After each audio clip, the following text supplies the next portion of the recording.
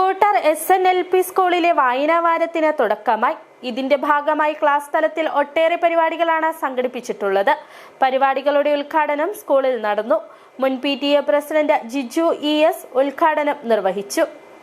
ഇഷ്ടമുള്ള കവിതയാവാം ഈ ചിത്രത്തിന് അടിസ്ഥാനമാക്കി. കവിത, കഥ, സംഭാഷണം, വിവരണം, അങ്ങനെ ഓരോ കുട്ടിയും അവർക്ക് പറ്റുന്ന പോലെ എഴുതിയിട്ടുണ്ട്. ഒന്നാം ക്ലാസ്സിൽ വായനോത്സവം പരിപാടിയുടെ ഉദ്ഘാടന പരിപാടി നടന്നപ്പോൾ 2ാം ക്ലാസ്സിൽ രചനോത്സവ പരിപാടികളുടെ ഉദ്ഘാടനമാണ് നടന്നത്. 1 വർഷം നീണ്ടു നിൽക്കുന്ന പരിപാടികളാണ് ഇത് രണ്ടും. 3ാം ക്ലാസ്സും 4ാം ക്ലാസ്സും വായനാക്കുറിപ്പ് തയ്യാറാക്കുന്ന പ്രവർത്തനമാണ് നടന്നത്. ഇതും 1 വർഷക്കാലം നീണ്ടു നിൽക്കുന്ന തുടർ പ്രവർത്തനമാണ്. ഇതിന്റെ ഭാഗമായി കുട്ടികൾക്ക് പുസ്തകങ്ങൾ കൊടുത്തുവിടുകയും വായനാക്കുറിപ്പുകൾ തയ്യാറാക്കി സ്കൂളിൽ എത്തിക്കുകയും ചെയ്യും. ഇതോടൊപ്പം തന്നെ LKG UKG ക്ലാസുകളിലെ കുട്ടികൾ അക്ഷരമരം തയ്യാറാക്കി. സ്കൂളിൽ പൊതുവായി നടന്ന മറ്റൊരു പ്രവർത്തനമാണ് പുസ്തകത്തൊട്ടിൽ എന്ന പരിപാടി.